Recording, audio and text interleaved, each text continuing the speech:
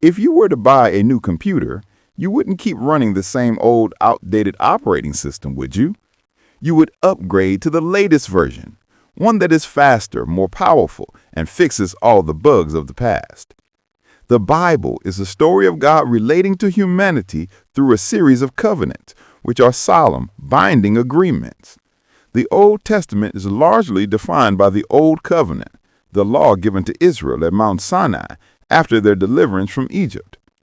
This covenant was given by God and was good, but it was flawed, not in its content, but in our ability to keep it.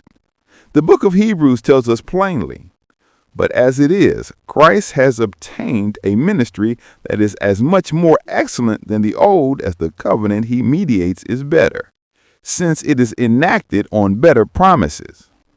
If the old covenant was God's operating system for his first people, the new covenant is the ultimate and final upgrade. Today, we will clarify the meaning of the new covenant by examining three core differences that prove its superiority and its life-changing power for us. The first difference is that God himself declared the old covenant was temporary and needed a replacement. The old covenant was given to a newly freed nation. "I bore you on eagle's wings and brought you to myself. Now therefore, if you will indeed obey my voice and keep my covenant, you shall be my treasured possession among all peoples." Exodus 19:4-5. It was conditional. Obedience was required.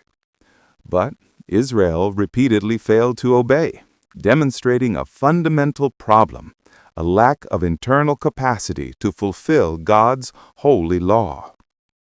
Hundreds of years later, God spoke through Jeremiah, promising a radical future change.